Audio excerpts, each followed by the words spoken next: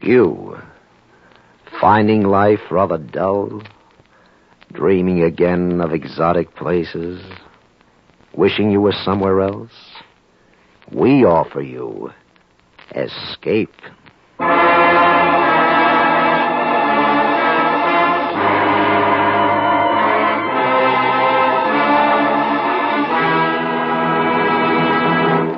Escape with us now to a placid English village and the company of an equally placid little man who one day shook the world, as H.G. Wells told it in his delightful story, The Man Who Could Work Miracles.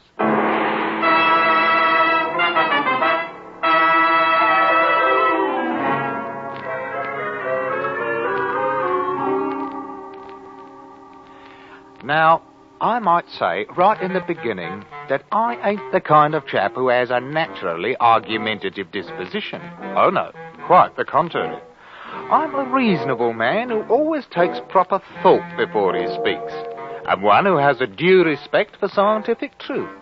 Why, I ain't never opened my mouth to utter a word that wasn't a pure, undiluted fact.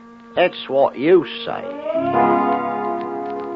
Howsoever, when a man of inferior intellect, such as Toddy Bemis has showed himself to be more than once, when a man like that insists upon airing his ridiculous opinions in a public place such as the Long Dragon Bar, then I've got no choice but to confound him with the superior knowledge which I possesses.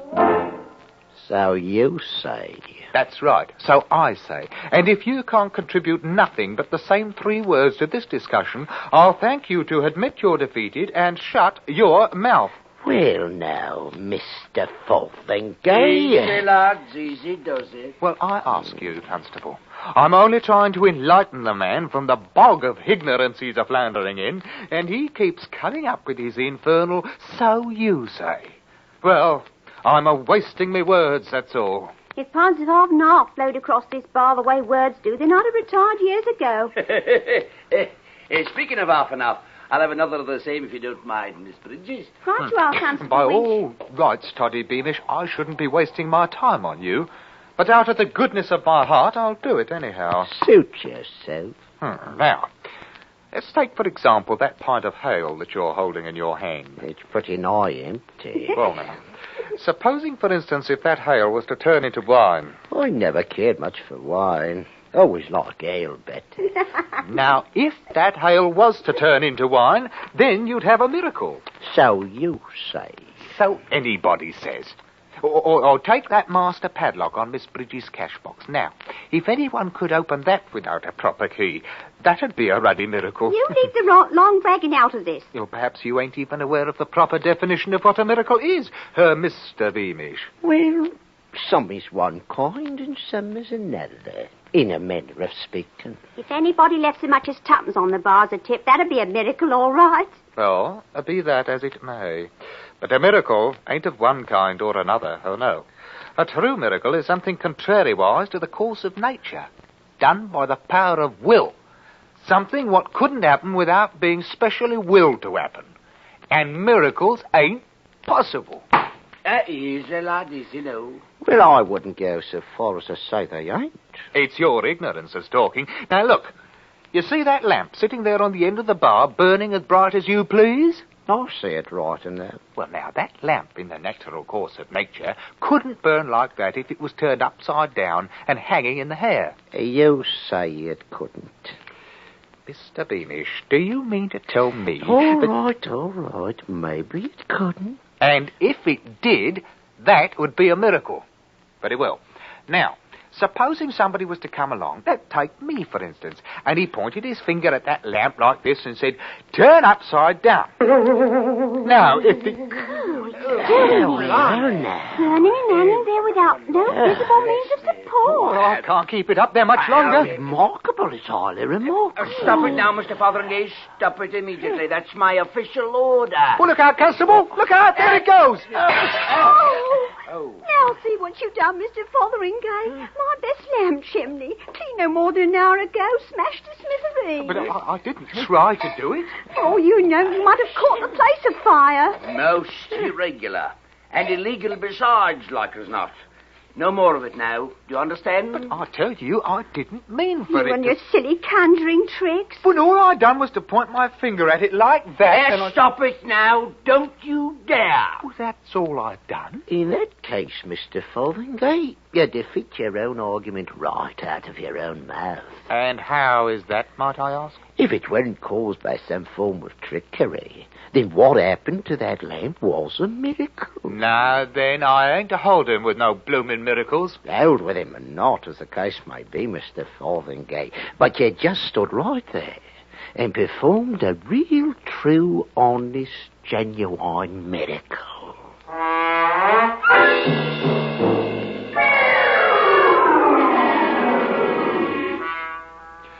It weren't a matter of being asked to lead the Long Dragon, you understand. I'd already had my mind set on going anyhow. A place what's full of ignorant superstition ain't the kind of place for a man of rational intellect to be doing his thinking in. And thinking was just what was called for. On the one hand, I wasn't ready to swallow no miracle theory, but on the other hand, I wasn't able to recollect no scientific principle that might account for that which had occurred. As you might say, the question had dissolved itself into a dilemma. Well, my landlady, Mrs. Tetherington, was sitting up in the parlour when I come in. Good evening, Mr. Fotheringay. But I can't recall saying anything to her. Very well, Mr. Fotheringay. I went straight to my own room, closed my door, and lit the candle. Then I sat on the edge of my bed, grappling with the problem in a heroic fashion and trying to puzzle out the ultimate solution. Well, now, that wasn't no easy thing to do. It couldn't have happened, but it had happened. Which ain't logic, no matter how you look at it. Why, it'd be the same situation if I was to point my finger at that candle there and say, be raised up in the air. Hey, blimey, hanging there like a blooming firefly. But it's contrary. Whoop, there it goes. No, now, black as your hat. Oh, dear, now, where in the tarnation did that confounded thing get to? Well, at any rate, there should be some matches around here somewhere. Oh, here. Maybe I could... Yes. Let there be a match in me hand. Well, now, just like that. Oh, the safety match. Not a blooming good that's going... Oh, dear, half a Mona. Maybe I don't need a match. Maybe I could... Yeah. Candle, wherever you are, be lighted. Here now, not in the middle of my bed. None of that now. Well, open it up. It isn't locked. Mr. Fotheringay, might I inquire what's going on up here? Can't you recognize a man who's got his hands full of troubles? Mr. Fotheringay, why is smoke coming out of that bed? Because it caught on fire, that's why. My wall comforter with all burned in it. Taking lighted candles to bed with you indeed. I'm not taking no candles nowhere, and I'll thank you to leave me the privacy of my own bedchamber. You've been drinking. On the contrary, I've been cogitating upon matters of science, which is far beyond the range of your feeble intellect. Well... Mrs. Tetherington, I might remind you that good steady rumours, such as a man like myself, ain't so easy to come by nowadays. With which I will bid you a highly, a respectful, a good night. Well... Well, old vulture.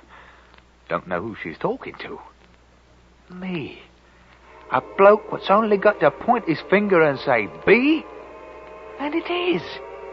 Oh, blimey, if I ain't suddenly got the power to perform miracles. Real, genuine miracles.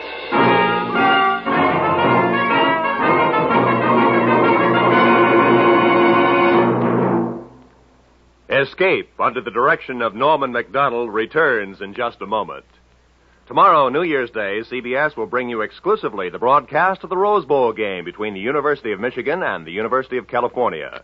Don't miss this colorful, exciting event, the Rose Bowl game. Michigan, the Western Conference champions, against California, fighting for the West Coast's first victory in the present series.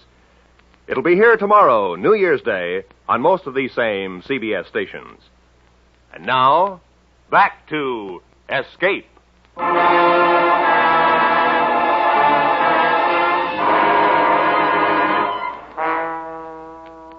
Well, next evening after work, I went walking down the lane that leads around Millsdale's pond, attempting to put me mental processes into order, as you might say. Mostly, I kept trying to cogitate on some honest-to-Betsy miracle that I might up and perform. But it ain't such an easy matter for a chap who's unaccustomed to goings-on of that nature. No, what I wanted was the genuine article. You understand, no little shenanigans, but one to make people stop and say, "Blimey now, if that ain't a real downright miracle for you." And then, all of a sudden, I had it. I just happened to recollect a chap somewheres who stuck his staff in the ground and commanded it to blossom. So I poked my walking stick into the edge of the turf. I backed off a wee bit. I pointed my finger at it and said, "Walking stick, become a blooming bush of flowering posies." Roses, by heaven. I done it, just like that fellow in the opera. Now then, what's all this here? Oh, Constable Winch, confound that man anyhow. Cease and desist, whatever it is, in the name of the law. Here, you there, Rosebush, go back now, fast. Have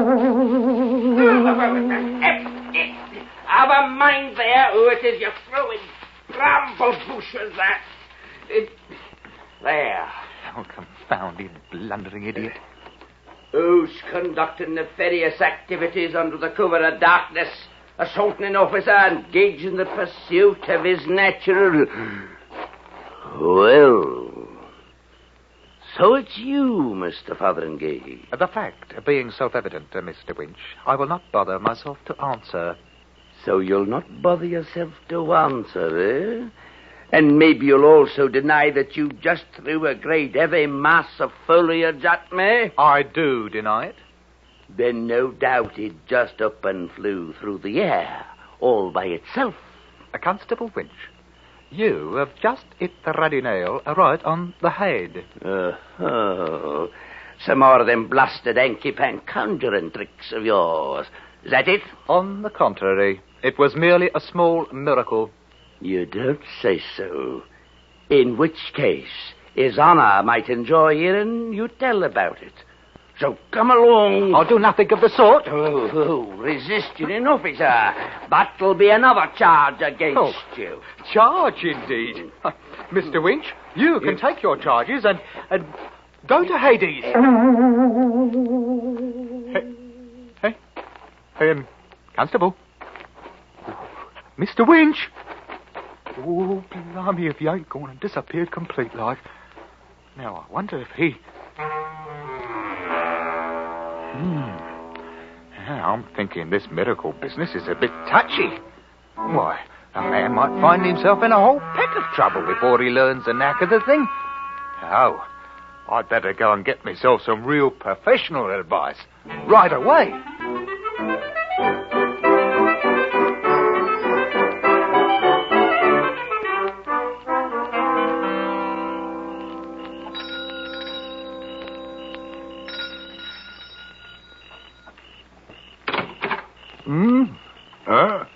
Oh, good evening to you, friend. A very pleasant evening to you. And the same to you as many of them, Mr. Maydig. That is, your reverendship. Oh, no formality now. None at all. You just call me Mr. Maydig. Oh, well, now, thank you kindly, your Maydigship. Won't you step inside? I'm much obliged to you, Mr. Reverendship. This way, Mr... I can't say that I caught the name. Fotheringay. George W. Fotheringay. Yes. Not from my parish. Well, yes, I attended services last Christmas. Indeed. So many people did last Christmas. Well, here we are, Mr. Fotheringay. Take a chair. It's a Fotheringay. Oh, no, not that one. I mean, it's weak. I've often thought of doing something about it. Sometime.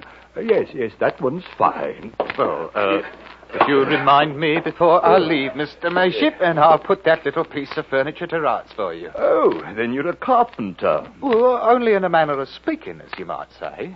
Well, now, Mr. Motheringay, feel entirely free to lay your burdens upon my shoulders. Well, the fact is, the matter which I come here to talk about might be considered of a somewhat a delicate nature. Oh, think nothing of it. Please feel free to speak, freely. My housekeeper retires very early. Oh, no, Your Reverendship. Nothing like that. Well, then, like what? Well, the subject about which I'm inquiring is miracles. Miracles, yes, indeed. Miracles? Any special kind of miracles? Oh, yes. The kind which I performs myself. I see. And what sort of miracles do you perform? Well, for one thing, I've just finished sending Constable Winch to Hades. Hades? Indeed. Of course, when I realized what had happened, I had him transferred to San Francisco, wherever that is. Well, I'm sure he'll like San Francisco much better. I see you don't believe me. I can't say I blame you either. Well, after all, Mr. Dotheringay. Fotheringay? Well, very well, there's nothing else to do but for me to up and perform a few miracles before we go any further. Well, that's very interesting, I'm sure. Well, now, you take that jar of tobacco there on the table, for instance. Now, suppose I just point my finger at it like this and become a bowl of violets. That's very interesting. See? A bowl of violets. Gobblot. I mean, so it is. Of course, it ain't nothing very spectacular, Your Reverendship, but it's a sort of miracle a man can pass without tangling himself up in a mass of trouble. It's extraordinary. Very, extraordinary. You can see for yourself they're real violets. Indeed. Yes, indeed. Now, you take this for example. Become a bowl of fish. No, not that kind. Live fish in a goldfish bowl, swimming around. Now. Well, that's better. It's amazing. How did you do it? Just told it to. That's all? That's all. When I tells a thing to do it, it does it. It's incredible. Come on me sudden, like you might say. Well, I'd like to know if it's real, genuine miracles or if it ain't. Well, seeing as how miracles ought to come under Your Reverendship's special province, more or less. Well, yes, indeed. More academic fashion, these are more astonishing. Well, as far as I can tell, there ain't no limit to it. Like, for instance, a bowl of fish. Turn into a pigeon. Oh, good heavens. Oh, look at that thing, I say. None of that. You stay away from Mr. Maydick now. Well, perhaps I'd best become that same jar of tobacco again. Well, Reverend, what do you think about it? It's amazing. It's the most extraordinary thing I've ever seen in my life. Ever expected to see. I've got to think about it, consider the possibilities. Well, I might come back in the morning. Oh, no, I wouldn't hear of it. Look here, I was about to dine when you rang. Wonder if you'd join me. Of course, I'm afraid there's only cold mutton. Well, now, perhaps there's something else you might like better. Oh, anything. Frankly, I've grown to hate the sight of that. But you don't mean that... But why not? Just name it. A pheasant. I haven't tasted pheasant in years. Oh, then now is the time. Let there be a pheasant on the table. No, not like that. Let it be dead and roasted and ready to eat. Oh, look at it. Oh, it's beautiful. Smells good, too. Perhaps we'd better, yes. Let there be 2 pheasants. And truffles? And truffles. Maybe some oysters? 2 dozen oysters. Oh, I love oysters. We better make it 3 dozen. Oh, and some cheddar. Oh, we must have some cheddar. Oh, yes. A pound of cheddar. And now, what to drink, Your Reverendship? Champagne? Well, I really shouldn't. Well, perhaps a small bottle of Moselle. 6 bottles of Moselle. A keg of stout and a case of champagne.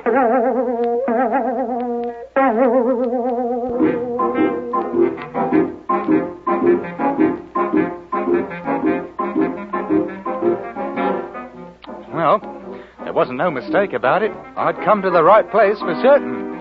Once Mr. Maydig got over his first astonishment, he turned out full of ideas for brand new miracles. Things I might never have thought of, like as not. Well, we polished off that meal in no time at all.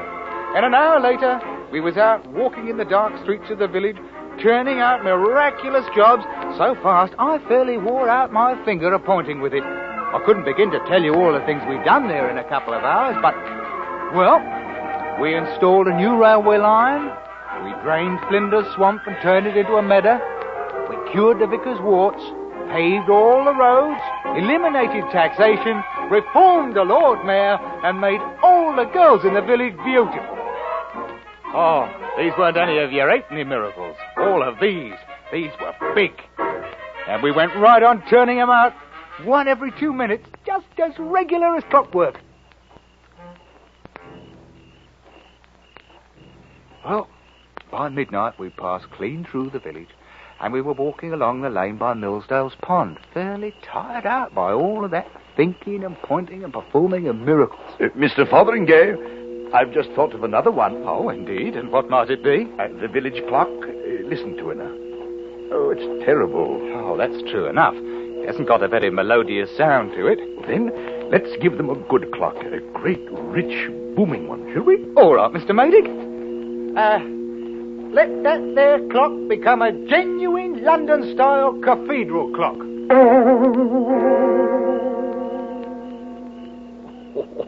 Oh, that's much better. Much better. Oh, the people of this village are going to have a big surprise when they wake up in the morning. After all we've done for them tonight. Well, I might say that there's 1 or 2 things that we've done that I ain't so sure about, like turning every drop of alcoholic beverage into plain water, for instance. Oh, well, there's nothing to worry about, Mr. Fotheringay. You can always turn out a miraculous pint or 2 for your own purposes, and it will reform all the drunkards in the village. Well, perhaps so. At any rate, we might as well wait and see what comes of it. Well, what do we perform next? Well, I really don't know. I can't think of another single miracle that we haven't already. Half a moment, Mr. Maydig. Yes? I just thought of one of my own I'd better take care of. Oh? Yeah. Let Constable Winch be right back in San Francisco again. See, he might be catching a boat or a train or something, you understand. I mean, I thought the best idea is just to keep sending him back there every once in a while. Oh, I doubt that you have anything to worry about. San Francisco is some distance away, you know. I keep trying to think of one more miracle.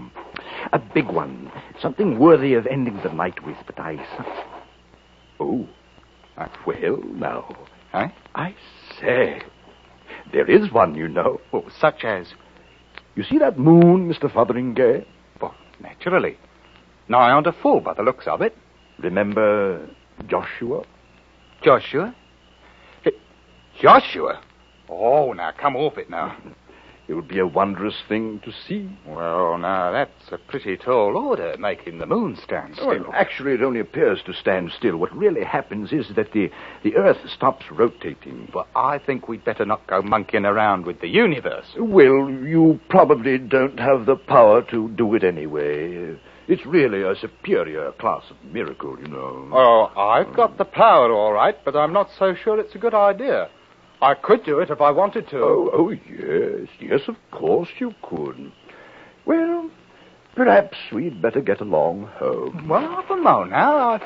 I might just leave it stop for a little while. If you could stop it at all. Oh, well, now, if that's the way you feel, you just take a look at this. The whole blinking world, stop rotating. Here now, what's all this? I didn't order no wind. Fotheringay! What have you done? I don't rightly know. Look out, things are starting to blow loose. Oh, you confounded, blundering idiot. Duck your head. Here comes the Lord Mayor's sheep. Well, duck yourself. Here comes the Lord Mayor. Oh, you better lie down in the ditch before we get blown away. Oh, it's getting worse all the time. I can't seem to pull my wits together. Fotheringay. Oh, I got it. When the Earth stopped rotating, everything on the surface kept right on moving. 600 miles an hour. Houses, cows, the wind, everything. It's a scientific principle. Well, a lot of good that does. Stop it, man. Do something. Mr. Maydig! Wow, Mr. Maydig! Oh, blimey, if he ain't blown clean away. Gone.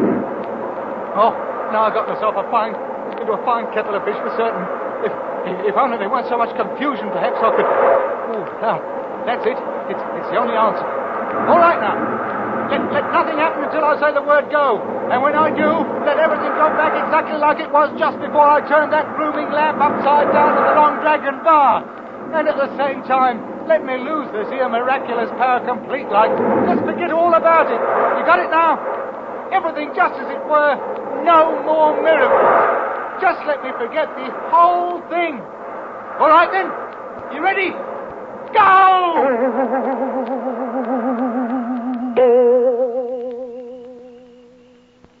That's only what you say. And the same as anybody else might say who's got the least bit of scientific knowledge inside of their thicker heads. Aren't I right, Constable Winch?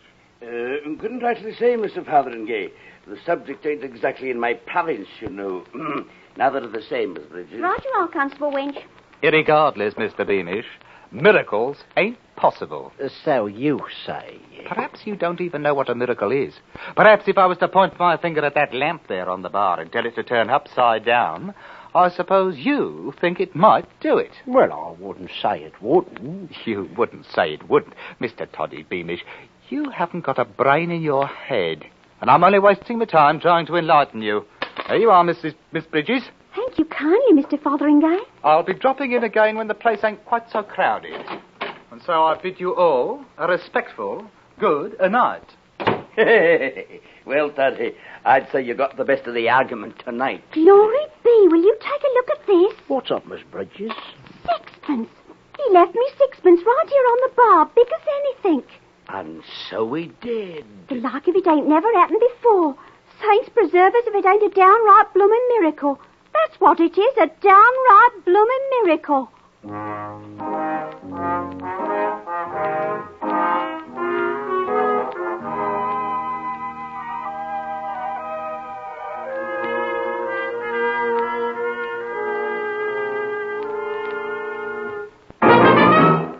Under the direction of Norman MacDonald, Escape has brought you The Man Who Could Work Miracles by H.G. Wells, especially adapted for Escape by Les Crutchfield. Ben Wright was starred as George Fotheringay. Featured in the cast were John Daner, Lou Krugman, Eileen Erskine, and Wilms Herbert. The special music for Escape was composed and adapted by Del Castillo.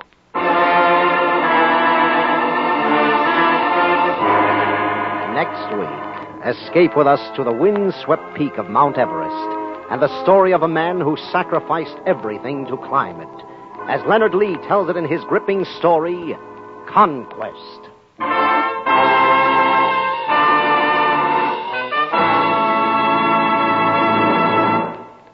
This afternoon, CBS presents a 1-hour-long program for all who are wondering where the world is heading. It's called Challenge of the 50s, Years of Crises, and it will feature Edward R. Murrow and 10 outstanding CBS correspondents.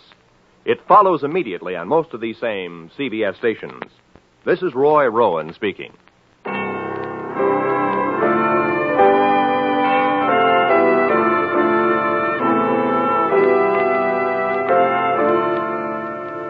This is CBS, where you spend an hour with Frank Sinatra every Sunday afternoon on the Columbia Broadcasting System.